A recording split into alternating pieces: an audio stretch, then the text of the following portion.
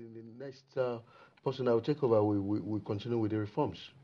I believe that anybody Whoever that comes takes in to over. rule Nigeria now and his whole team in terms of his ministers certainly will continue the reforms, especially if it's a PDP government, because that's the only way forward.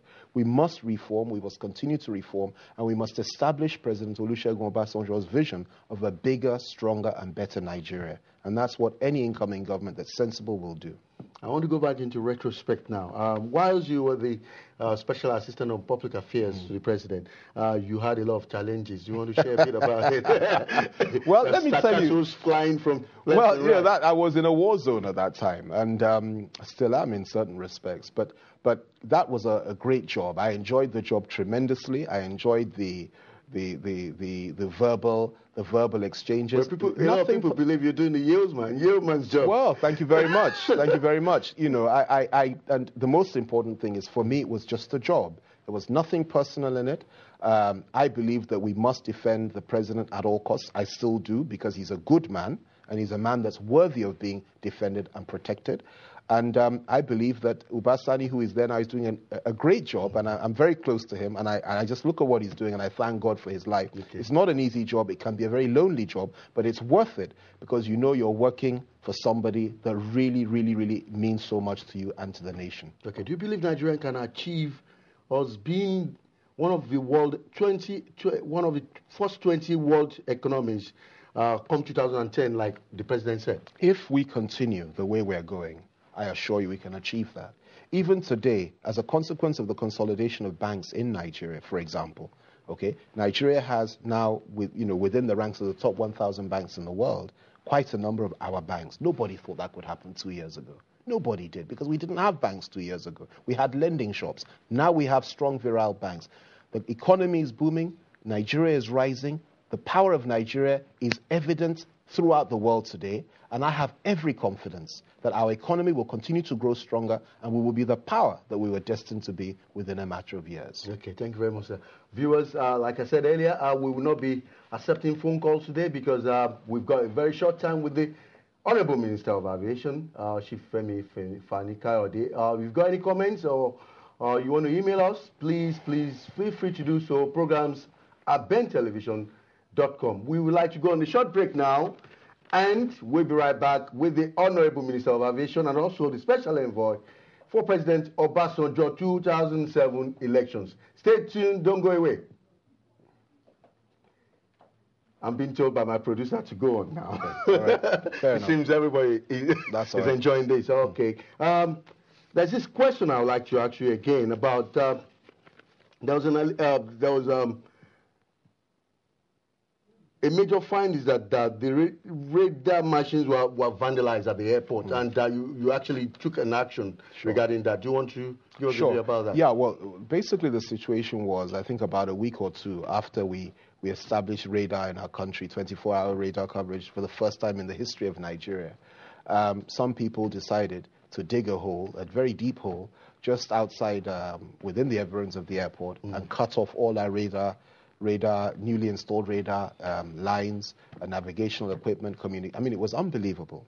And the good thing I can tell you is that within half an hour, such was the response of the relevant parastatal, which was NAMA, under the leadership of Ado Sanusi, the newly appointed NAMA DG.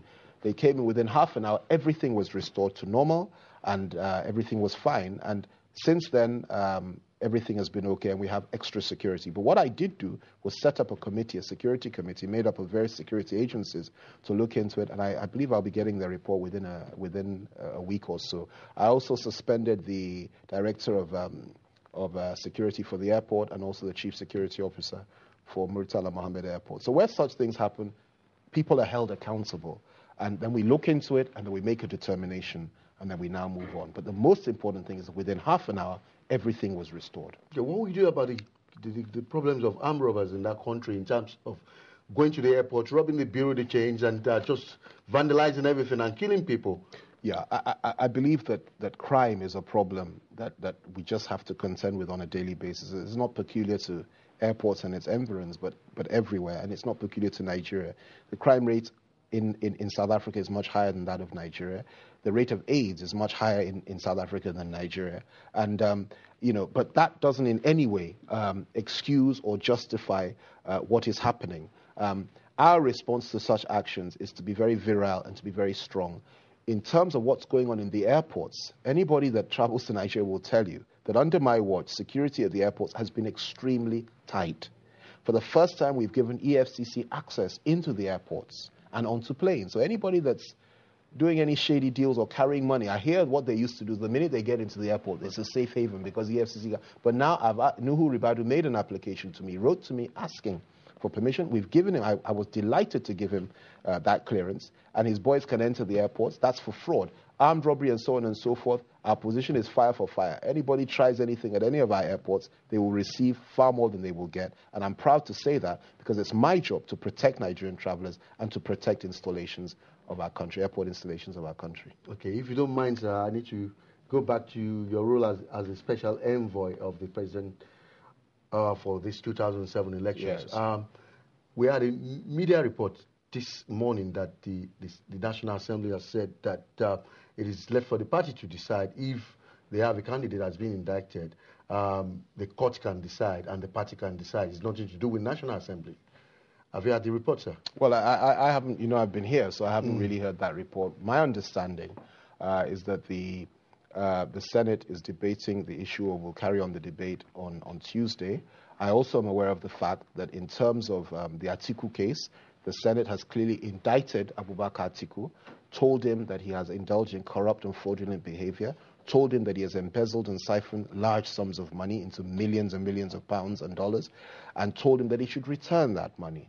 That is the relevant committee in the Senate. I'm also aware of the fact that they have advised Mr. President to ensure that due process is adhered to when it comes to certain issues, and that's fair enough. The information I also have is that by Tuesday, the issue will be discussed in plenary and debated by the Senate. But I have every confidence the Nigerian Senate, knowing the type of people that are there, will do the right thing and endorse the committee report, because that's the only way forward. We must ensure that there's high-level probity and accountability, and the higher you are in government, the more probity and accountability But there were allegations that the president had a hand in the PTDF fund as well. No. There was not such an allegation. What they said was that they advised the president, and I mean, I've read the report. That is the committee report. They advised the president to ensure that due processes were followed in the application of PTDF funds, and that those funds were administered for the purpose that PTDF was set up for. They didn't indict him on anything. On the issue of Atiku, they indicted him, alleged that he had embezzled funds, endorsed the report, and told him to return millions of pounds sterling and millions of dollars back to the national coffers. You can't go much further than that. And that was the committee set up by the Senate itself to look into this. And I think they've done a great job, and I believe that at the end of the day, Nigeria will be vindicated, and those that are evil and corrupt will be exposed. Okay. It's nice having you, sir. My pleasure.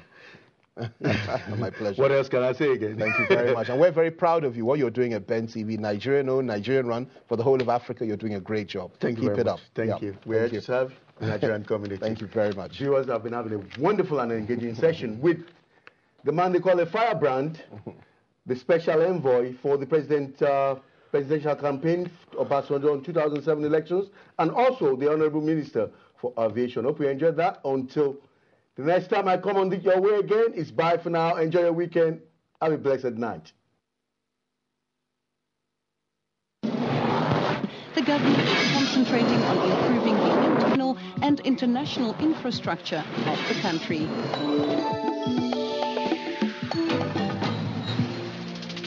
Ben TV doesn't obviously just serve us here in the UK. It has an audience beyond in Europe.